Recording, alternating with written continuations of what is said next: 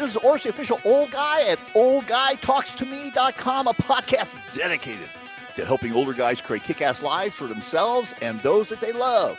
It's for women too. Each week, I bring you a special guest to help you create that life that you imagine for yourself and those that you love.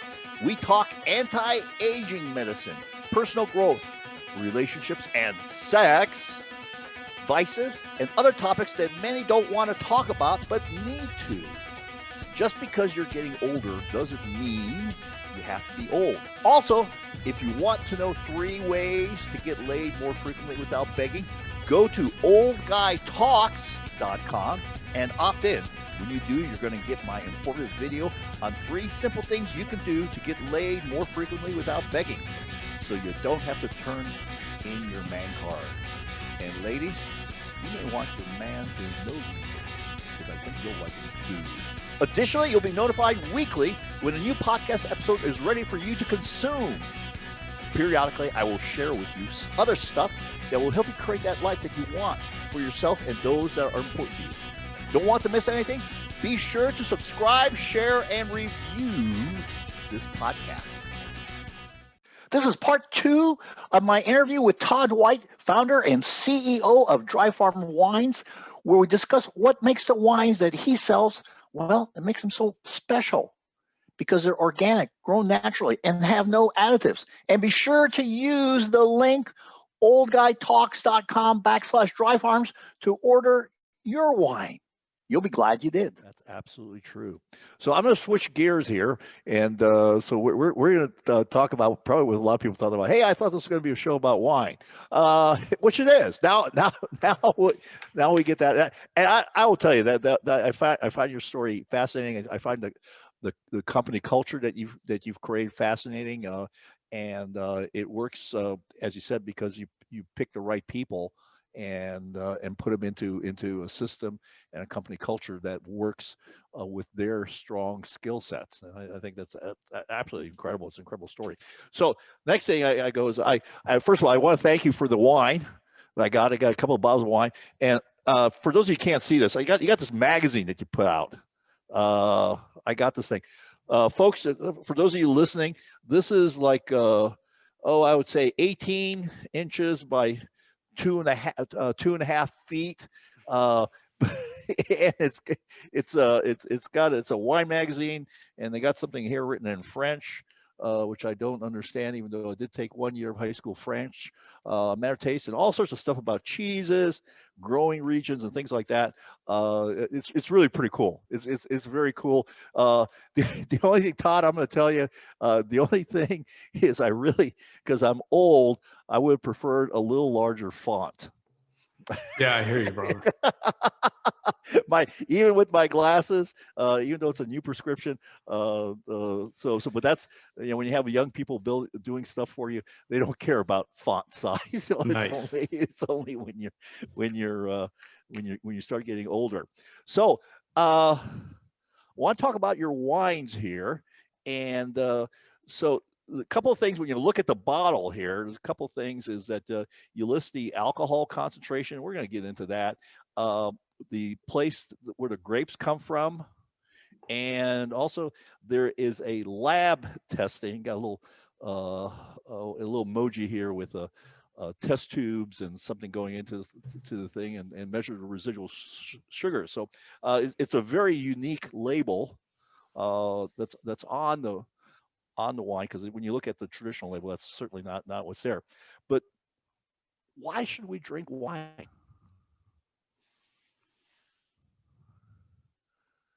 Why should you drink wine? Yeah. Well, it's a lot of fun. So wine is a very unique alcoholic beverage, because most alcohol beverages, this not all, but most of the commercially available beverages that we know, the plant material used to make the alcohol and the alcohol itself are made and grown by different people.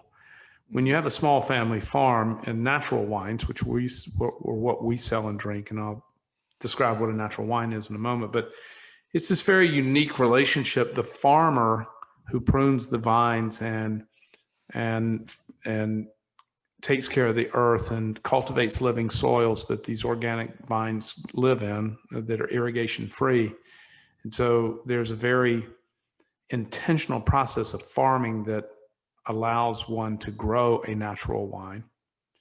And so that farmer is also the same person who fermented and vented the wine and put it in the bottle. And the only person who really touches it, the spirit of nature, all the way to what you're drinking, right? It's all one or two or three people. And so who are responsible for all of that. So if you have beer as an example, then you have hops grown by some farm, and then they're sent off to some factory and they make the beer, or even if it's craft beer, there's typically they're buying hops and grains from other people, and then they ferment the beverage. In this case, it's farm to glass, right? It's farmer, it's grower to drinker, all in one kind of. So there's a spirit in that bottle. There's a spirit of the place, and the spirit of the winemaker, and the spirit of the nature that is unique to that bottle. And so, wine is special in this way. And wine also, we sell lower alcohol wines, which you mentioned. We don't sell anything over 12.5, and as low as 6%. And what I'm drinking at the moment is about 7%. And the reason that I drink super low alcohol wines, much lower than most of the wines we sell, at this time, we're in the process now of bringing to market from our farmers much more of this super low alcohol wine. And the reason I drink this is because I'm a hedonist, right? And so I like to party all night long, and I like to drink all night long, and I like to maintain a sense of faculties and energy, right? And I want to stay right on that edge of the highest creativity, this edge of euphoria, without tipping over into a less functional state. The Tower of Babel. Right. And so that's, and I'm a drinker. So I drink 1 to 2 bottles of wine every night. And so I'm going to choose at what alcohol level I want to do that at, right? And so it surprises people to hear the wine guy who they think is here to sell wine, which is not at all my purpose. My purpose is to educate people and help them think through how to drink and have a connected, conscious life, to drink, to tap in, not to check out, right?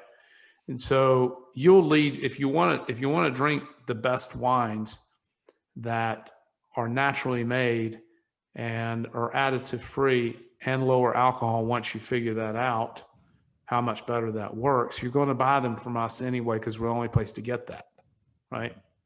And so we're not the only place to get natural wines, and we'll talk about that as well, how you would find natural wines if you weren't buying them from us. Now, you wouldn't get our certification process and all the quantifications that we have, which is much higher than just being natural wine. Natural wine is just the baseline. Then we have additional criteria above that, including being sugar-free, because we're keto. I know Dominic has been on your show. Dominic drinks our wine, is a big fan, and endorses our wines because they won't take you out of ketosis. Right. And so as a hedonist, I want to have the very highest life experience of pleasure. And for me, one of those pleasures is maintaining my wellness and my lean body mass and staying in the best shape I can stay in. For me, that involves ketogenic diet and fasting. Those are practices that help me stay on the edge of having the most amount of fun, which is including, as I'm aging, I want great sex, right? And so sex is another form of great pleasure and hedonistic kind of pursuits. And so being in my best shape and having my highest energy and being able to drink all night long without tipping over, also gives me this opportunity to tap into one of the other things I love, which is great sex. And at 60, I'm thinking about how to extend that into 80 and 90. Right. And so absolutely. Yeah. I don't want to give up on that anytime soon. No. So for me, all these things are interlinked into a life of pleasure and peace. So, but people think, I'm here to sell wine. So it surprises them to hear me say the following. alcohol is a very dangerous neurotoxin, and it ruins millions of people's lives every year. And some people should just not drink, right? And for those of us who do drink, my life might be better off. Might be. I don't know. Might be better off if I didn't drink at all. I don't know. That's not going to happen. Not anytime soon anyway. I like drinking, whether or not it's good for me or not. Here was my goal, is to find the absolute best way to drink and be healthy. Mm-hmm. And when I say healthy, I'm talking about primarily my mental health as well as my physical health. Another reason I'm ketogenic is that that the keto diet and ketones lead to better cognitive performance, sure, better memory.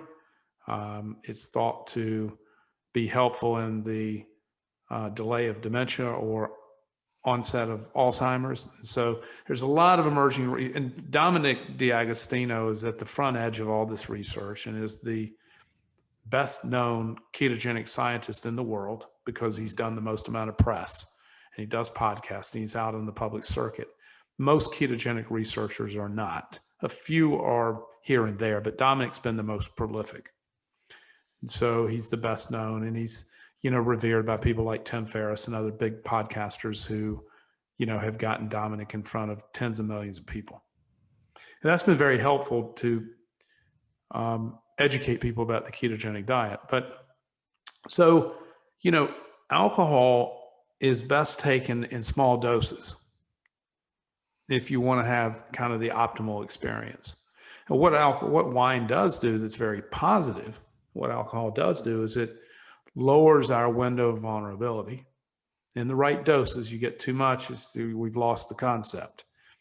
But wine in particular, because of its other spiritual elixir-like kind of compounds that make us feel a certain way. Wine is very bonding. Wine creates love. Wine opens this window of vulnerability where we can see and be seen. And once we're able to be seen and share love, we can start bonding with trust because we don't have anything to hide, right? I mean, once we're seen, once we're like truly open with one another, then that engenders trust, which is the greatest currency in the world, or trust and love. I mean, money is a commodity, not a currency, right? The only things of any real value today is trust and love because they're in short supply. Anything that's rare is valuable, right? Money is not in short supply for most people, many people. It's certainly not in short supply in the Western world. I mean, there are people who are in poverty and so on and so forth, but for people at our level, living our life, we have access. And so what we don't always have access to is love and trust.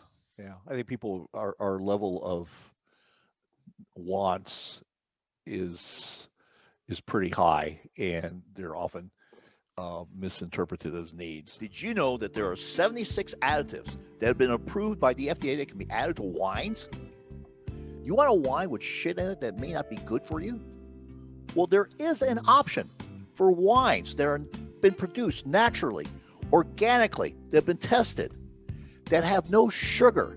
And when they don't have any sugar, that means that they're ketosis and intermittent fasting friendly. These wines have been produced with a great deal of care on small farms and are available to you.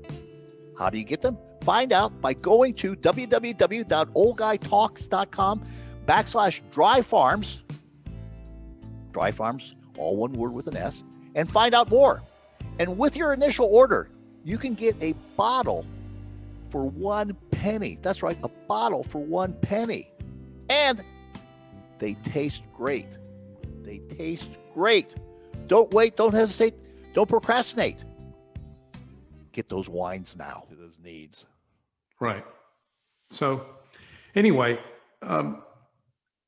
let's talk about what a natural wine is, because this is a very confusing term to most people. I say I'm in the natural wine business. They're like, oh, well, aren't all wines natural? No, they're not. And here's why. Here's what's happened in the wine business.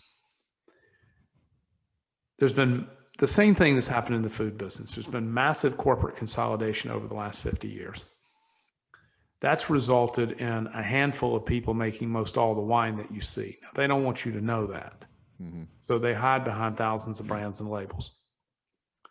But the facts are, and everything I'm about to tell you about the wine industry is easily verifiable in a Google search.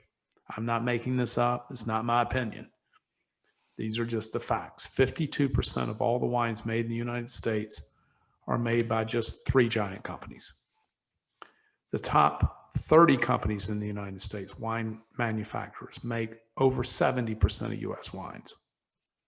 So when you go in the grocery store or the bottle shop and you look across those hundreds or thousands of bottles that might be on that long shelf in the grocery store, most of those wines are made by just a handful of companies. Mm-hmm. Now, you don't know that because these are multi-billion-dollar marketing conglomerates that are very slick, and they hide behind, all these brands and labels, and they want to show you a chateau or a farmhouse on the label because wines are sold through story and label, right? Because most people don't know anything about wines they're buying. So they buy them either by the label, by the story, or by the rating. Now, all those things, the ratings included, are all corrupt, right? All bunch of people scratching the same backs. But here's the thing, on the farmhouse, they want you to look at that farmhouse on the label and think that you're drinking this wine from this farm, when in fact, that's not true. You're drinking wine most likely from a massive wine factory located in Central California. These wine factories are multiple football fields large, like they're as far as you can see. What we call tank farms are just these thousands of tanks lined up one after the other that have wine in them that eventually end up in a bottle. So these wines contain additives and chemicals. There are 76 additives approved by the FDA for the use in winemaking. Mm-hmm. Again, you can just search FDA approved wine additives online and it'll take you right to the list. Mm-hmm. Now, some of these additives are natural and many of them are not. And 4 of them are very toxic. Now, the problem is you don't know which additives you're getting or not getting. Why? Because the wine industry spent millions of dollars in lobby money to keep contents labeling off of wine bottles. So wine is the only major food product without a contents label or nutritional information on it. So you don't know how much sugar you're drinking. Mm-hmm. And to me, that's important. If I drink something, I want to know what's in it. And so our customers care about that. Our customers care about what they put in their body. And so with commercial wines, you have no awareness. You also have no awareness of farming practices. And just because a wine is organic, by the way, doesn't mean it's natural. It just means it was farmed organically. So let's talk about what is a natural wine. Mm-hmm.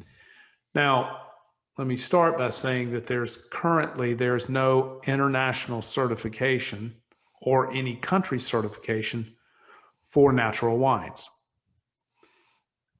Dry Farm Wines, my company, has a certification process, which we can talk about in a moment. But presently, there's no certification, no body that certifies natural wines. Mm-hmm. That being said, there is an international understanding that is crystal clear among natural wine producers and among people in the wine business who are educated that all agree on what a natural wine is. France just announced back in the summer that they are going to be the first country to certify natural wines. Okay. So fortunately, we have the first country who is going to certify what a natural wine means. It'll be the same understanding we all have. Yeah. And Todd, I just want one thing, because as you go on with this about this certification, because my understanding is that in Europe, you can have a lot of additives too. You can. So there's 76 in the US approved by the FDA. The EU has approved 56 additives. Mm-hmm. So just because wine is European, and we don't sell domestic wine, we'll talk about that in a moment, but just because a wine is European doesn't mean it's additive free or that it's natural. Sure. So now France is certifying natural wines. We'll begin certifying next year. We'll begin. Okay.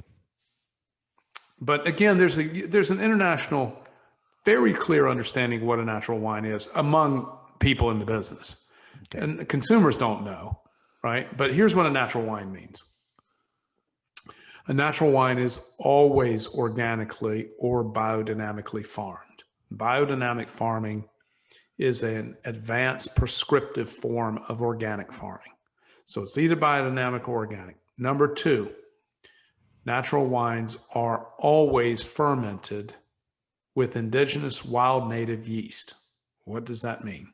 Well, commercial wines are always, or nearly always, so rare you can say always, fermented with GMO, lab cultured yeast grown in a lab. And I'll tell you why they do that in a moment. But let's get back to what is a wild indigenous native yeast.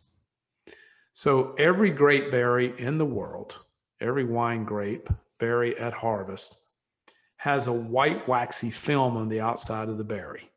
That white waxy film is yeast. And that yeast has been collected through the air, indigenous, and lives in the vineyard where the fruit is grown. Every grape in the world has it. Now, when a natural winemaker ferments wine, he creates what we call a spontaneous fermentation. He presses the juice from the skin, the juice goes into a tank, and it will begin fermenting because the yeast is already present. And how you make wine is that yeast activates and starts eating the sugar that's in the grape juice. And we'll get to this sugar question in a moment, because the number one question we get is, how are your wines sugar-free? And I'll tell you in a moment. But when you make wine, the yeast inoculates either on its own or it's added. The yeast inoculates and it starts eating the sugar that's present in the grape juice. And the byproduct of the yeast eating the sugar is ethyl alcohol and carbon dioxide. And so as the yeast is eating the sugar, it's producing alcohol. Once the yeast is allowed to fully ferment and eat all the available sugar, if that's what the winemaker allows it to do, then the wine's sugar-free, because the yeast will eat all of the available sugar and die for lack of food source. Let's go back over to commercial winemaking for a moment. So commercial winemakers don't use this wild native yeast for a number of reasons. Number one, it's temperamental and difficult to work with. It's fragile. It's a natural thing. It's very fragile. It requires coddling and very careful attention. Number two, you can't make wines in very great volume using these native yeast for the same reason. They just won't hold up in large volumes. And number three, you can buy these commercial yeast. They're modified to withstand a higher alcohol environment. A native yeast will die around 16%, 15.5 or 16%, but these genetically modified yeast will withstand a much higher alcohol. And alcohol in wine has been rising over the last 30 years. And because sugar levels have been rising with irrigation, this is another problem. So the more sugar that's in a wine, the higher the corresponding alcohol will be at the end of fermentation. So oftentimes alcohols get too high, 18, 19%, and then they remove alcohol through a technical process called reverse osmosis. They have to remove the alcohol, but remember, the alcohol got up 18, 19%, it will kill the native yeast.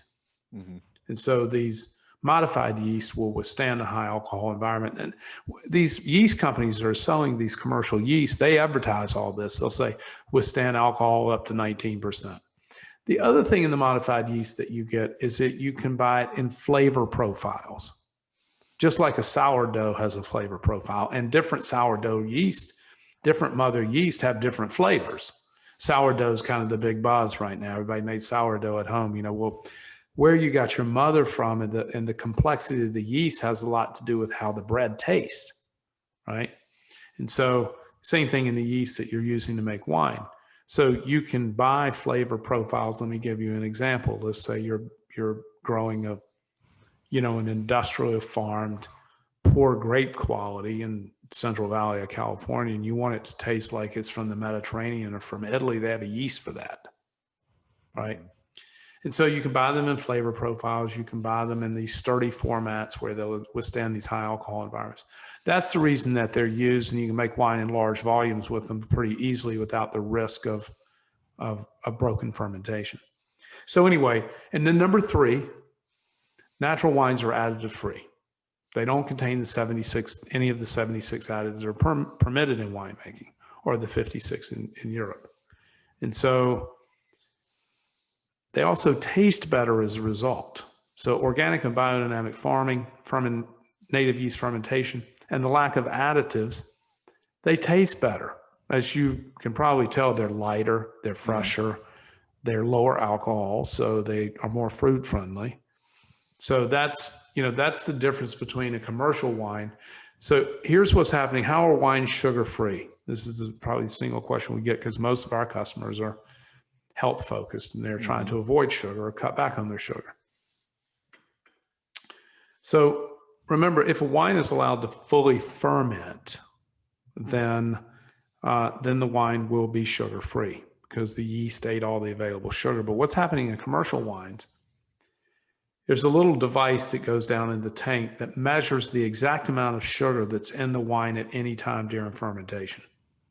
And when the winemaker reaches a desired level of sugar, they'll pour sulfur dioxide into the wine to kill the yeast and stop the fermentation intentionally, leaving behind residual sugar, or what's known in the industry as RS. Now, why do they want sugar in the wine? Well, there's a number of reasons for that. Sugar creates mouthfeel.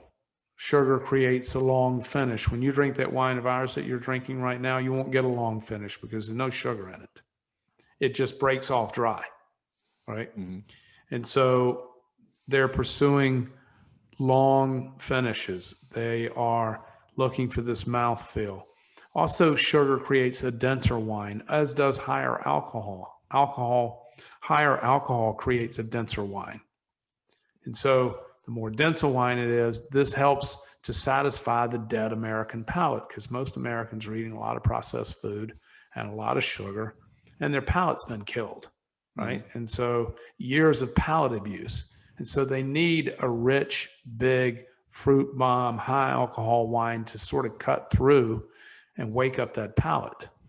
Where people who eat like I do, or eat a fresher, more natural diet, they want something that's lighter and fresher to complement the way that they live. And so anyway, that's kind of the difference between, the problem is with no nutritional label, no contents label on a wine bottle, you don't know if it has sugar in it or how much. True. You don't know if it, I imagine you are conscious of your sugar intake, right? Yeah. I'm generally have been, if I wasn't on going in from low carb, not anywhere near intermittent fasting that you do, but I do off and on. I do keto, low carb, a long time ago, Atkins, amongst other things. But my gene pool is fat people. I would be over 300 pounds. There's no doubt about it if I was not on a low carb. I will tell you, I'd be substantially larger, a lot, and it'd slip away from me just like that. I mean, I have to be so conscious of it. And I started my journey with biohacking, or with experimentation with diets, in the 1980s with Robert Atkins. So, okay, sure. I had been using the Atkins diet to try to control my weight, because I can eat about anything in sight and rapidly, right? So it's kind of a crazy thing, because I'm a hedonist. I love taste. I love fun. I love pleasure. I did. There was a point where at age 45, that my waist and my age were the same, and my waist was outpacing my age. Well, you can see. See from your skin. You can see that from your facial structure, and you're healthy. And from your skin tone, you can see that that's the reason I said I imagine you monitor your sugar intake, because I can look at you and I know that you're living an intentional life of health and wellness. Whether or not that what size you are doesn't, it has no is not relative. The question is, I can look at you, Yeah. I can see in your facial structure that you are concerned about your diet. Yeah. But you know, if you're carrying a lot of extra weight, it puts a lot of wear and tear on your body, and joints ache, all sorts of things hurt. Yeah, no, and you know, I'm not by any means, I'm not an angel. I have my vices, my hedonism.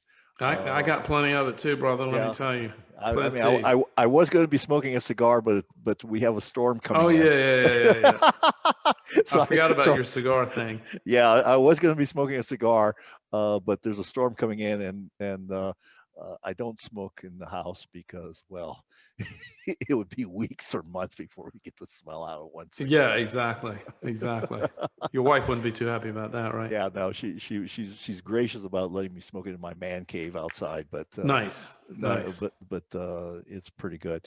Todd, talk to me a little bit about the importance of no irrigation, because that's one of the things that I understand is very important in terms of natural wine production. It is, but not all natural wines are irrigation free. So most, you could say nearly all, are dry farmed, but not all of them. It is a requirement in our certification, as is lower alcohol, as is sugar free. But here's what I tell you. We could go down a 30-minute wormhole in irrigation, but I'm just going to give you a couple of things, or even just make common sense, right? So irrigation is bad for the planet, it's bad for the vine, and it ultimately produces a grape that is not as healthy. It's not as high in polyphenols, and which are the compounds in grapes that impart health properties. So, but here, common sense will tell you this.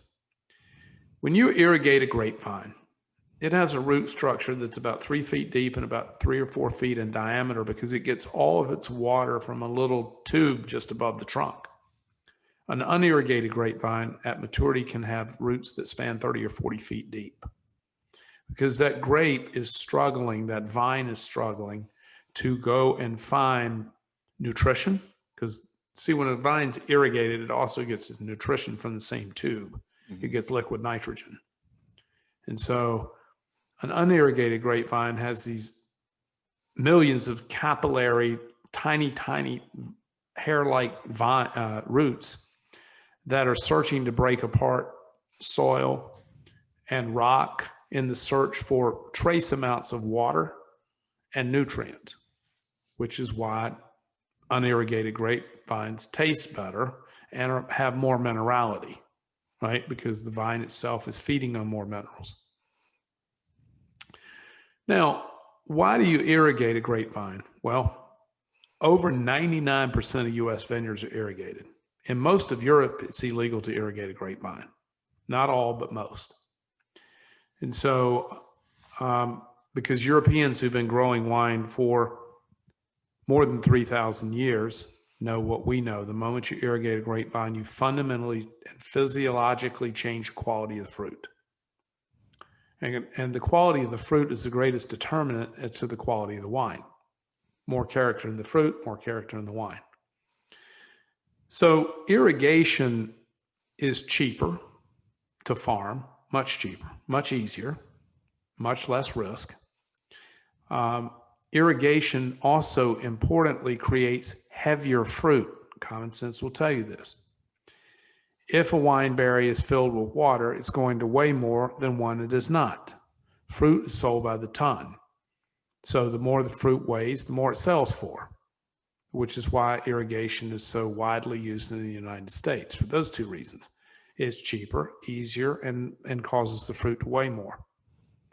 So this is, but when you dilute, it might not surprise you, when you dilute a grape berry with water by pumping it full of water, you're also diluting its character, and you're diluting the polyphenols that are found in the fruit and the creation of the polyphenols. This is not my opinion. This is science, right? And so anyway, those are just a couple of problems with irrigation. Another very big problem This common sense will again answer this for you.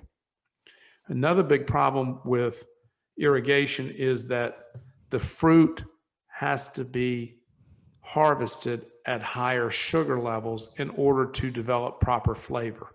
Why is that so? If a grape berry has water in it, if it has excess amount of water, it needs to have a much higher sugar level in order to develop proper flavoring. Now, why is that a problem? Well, it leads to higher alcohol wines, because the higher the sugar is at the time of harvest, then the higher the corresponding alcohol amount will be at the time that the fermentation completes. The more the sugar, the more alcohol you're going to have, because the more sugar there is for the yeast to eat up. So, and that's what's resulting in rising alcohol levels in wine. Is irrigation is one of those reasons. Winemaking styles are another reason, right? It was very popular. I mean, the most important wine critic in history happened to like high alcohol, big, dense, rich, bold wines. And as a result of his 100-point score, he popularized the growing of this type fruit and the winemaking styles that result in these high alcohol, super dense, bold, big wines all over the world. Because to have his 90-point rating or his 92 points or the coveted 100-point rating from this important wine critic resulted in people chasing his style of wine. Because remember, early on, people don't know anything about what wine to buy, so they rely on story, label, or at the high end on ratings, right? Particularly from one or two critics. This one in particular, Robert Parker, was the most important wine critic in world history. I mean, he was kind of the first to come out with this 100-point scale, and he popularized a specific winemaking style that he happened to like as a result of it. So, I mean, if you get a 92 or 95 or anything above a 90 rating from Parker, that adds a lot of value and the ease of your selling wine. Essentially, I never knew about I was not familiar about the rating system. So let's kind of talk a little bit about dry farm wines. Again, you mentioned a few things, but let's talk about your quality control and how the wines that you have are made, and in particular that differentiates dry farm wines from other companies. Well, we like to say our wines are grown, not made, because there's not much to do with them when they get to the cellar. You press the juice out of it; it already contains the yeast that ferments. At that point, you're just pressing, and you decide how long you want to macerate if you're making a red wine, or there's only a few decisions to make because you're not adding or taking anything away. The one interesting thing about us, there are two things. One, we have a very specific aesthetic, a taste, and we don't deviate from it. We don't buy wines that we think everybody's going to love. We don't, if you're a som at a restaurant, you buy this type of wine and that type of wine. You buy this type of wine because you think, oh, I've got these customers who like this type of wine, or I've got these customers who like this type. We don't buy wine like that. We buy only wines that we love. The other thing, uniquely, because we're curators, we're not farmers or growers. We don't make the wine. We don't engage in any contractual relationship with any winemaker from vintage to vintage. So you might make a wine that is aesthetically pleasing and meets our other quantifications this year, but next year we might not buy it. So most distributors and importers have to buy all of the wine. They have what are called evergreen contracts. They buy the same wine year after year from the same farmer. We don't do that. We buy only the wines we love. And if you make wine next year that we don't love, we don't buy it. Or if you make wines next year that are too high in alcohol for us, we don't buy it.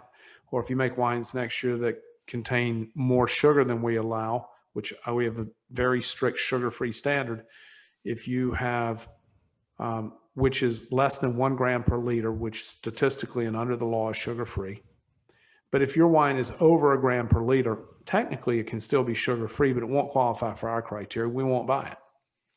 And so only about 31% of the wines that we consider or taste or lab test actually get into our portfolio.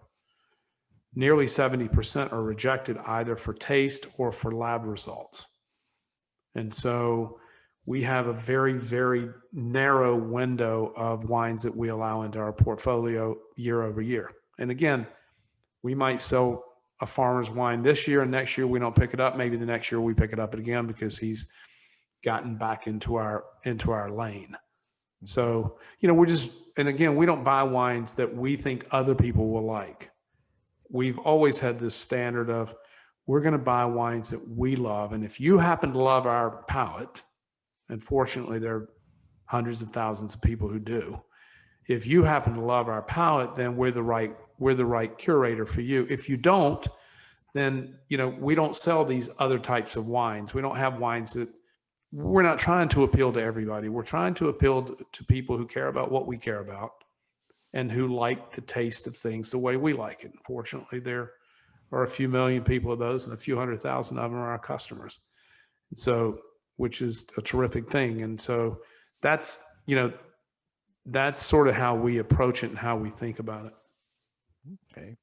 And so there's going to be a link in the program notes to be able for our listeners and viewers to be able to watch, to get to your website and order wines. Tell us a little bit about the what you have in terms of programs for shipping, and do you ship it in the United States? Do you ship internationally, or tell us a little bit about what's right now. We ship to 45 states. There are 5 states that don't allow wine shipping. The Supreme Court has ruled that is unconstitutional, but it hasn't been fixed yet.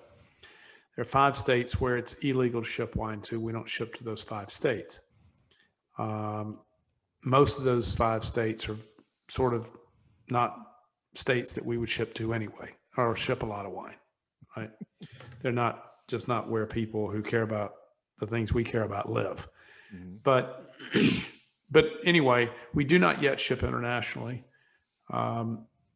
We're a domestic shipper. We have basically 2 programs, although you can have any program you want. We're a wine club.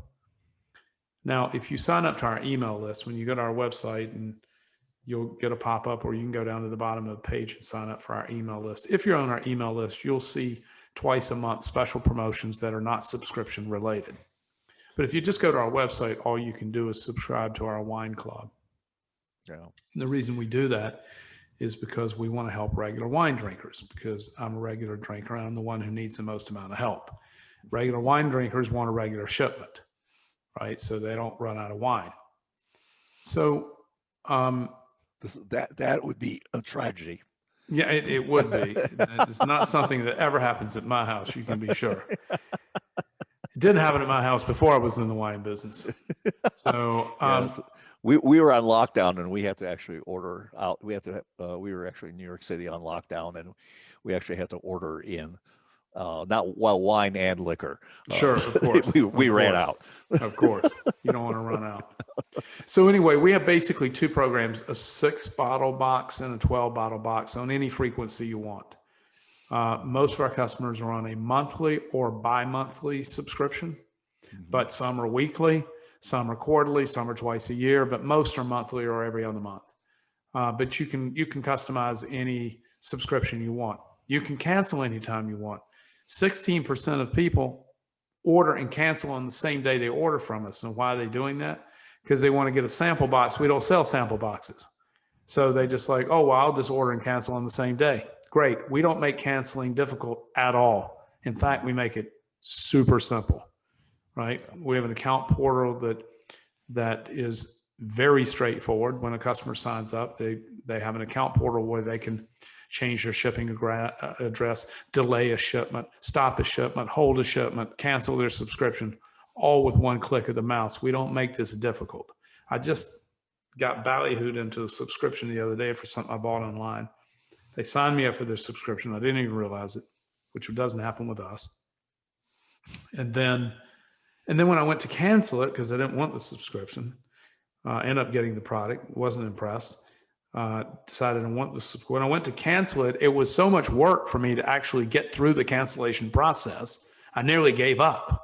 If you don't want to be a member, don't be a member. You know, that's just like, there's enough people who want to be members that if you don't want to be a member, it's okay. Right. So anyway, so that's basically it. You can order red, white, mixed, rosé, sparkling, orange, any combination of what you want. And then again, we do these twice a month special promotions.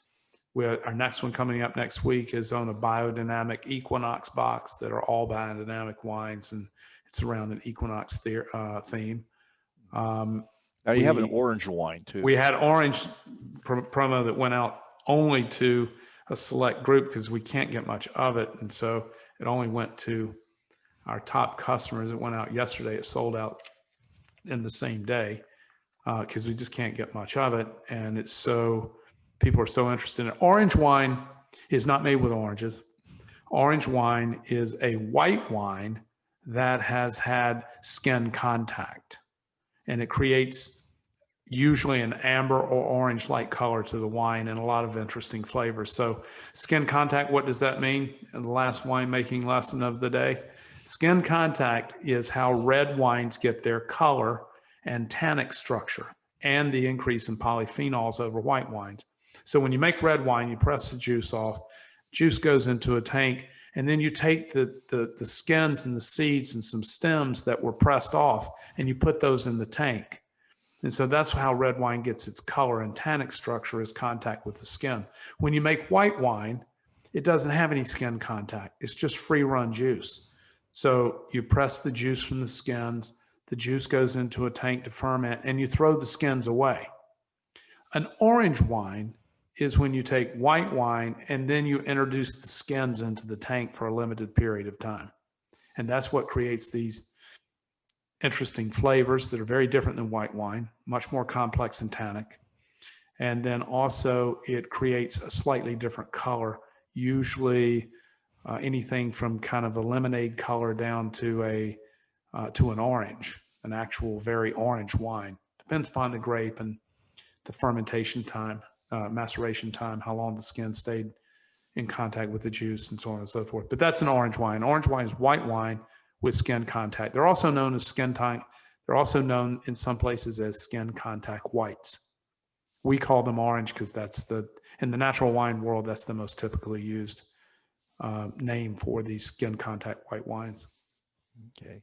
So, so as I mentioned in the program notes, there'll be a link to ordering, as well as you have a penny bottle thing going. We do. So there's a link that we set up for your listeners called dryfarmwines.com/old guy. And you can get a penny bottle with your first order. We can't give it away to you legally under the law, so we charge 1 penny for the extra bottle. And it's just a way of saying thank you to your audience and from you and for us to give our wines a try. Once you start drinking them, you can't go back to drinking standard wines. You just feel better and just have an overall much better experience. Finally, in closing up, if you don't buy natural wines from us, we think you should drink natural wines. If you live in a place like New York, Los Angeles, San Francisco, Miami, there are natural wine retailers and natural wine bars and natural wines on some restaurant lists, but that's only going to be in big markets.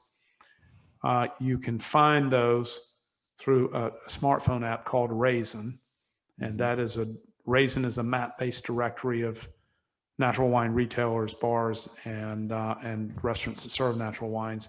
It works very well in big markets or all across Europe. It does not work well if you don't live in a big market. New York is the biggest natural wine market in the country. Most of it's in Brooklyn or on the East Village. There's some terrific. Now they're not going to all meet They're not going to all meet Dry Farm Wines criteria. Sure. Right. So they're not certified by us. But if you're going to drink wine in any appreciable quantity, as I do, I think you should drink natural wine to get rid of these toxins and sugars and high alcohol and other things. You're also going to find, generally speaking, that natural wines will be lower in alcohol just because of the style in which they're made. Sure. Right. So again, if you live in New York, tons in Brooklyn, tons in the East Village. If you live in San Francisco, there are opportunities, Los Angeles and Silver Lake. And so, but if you don't live in a major market, they're very hard to find. Yeah. And so that's the reason that people buy them. We get them delivered directly to their door in addition to our certification process. But anyway, thanks for having me on today. Todd, thank you very much. Appreciate it. This was an eye-opener about wine and dry wines and why you want to drink them. This is Oris, the official old guy at oldguytalkstome.com. Remember, it's all about creating a kick-ass life for yourself and those that you love. Thanks for joining me on this podcast. If you like what you've heard and learned, then be sure to do 3 things. 1, subscribe so you don't miss the next episode. 2, share this with someone who may need to hear it also, and it may be your significant other. And 3, review it. Give me a good review. If you didn't like it, give me a bad review. I don't care. Just review me. And be sure to get my free video on 3 ways to get laid more frequently without begging. Opt in at oldguytalks.com. Don't be that guy that just takes in the information. Take action. Without action, you're not going to get the results you want.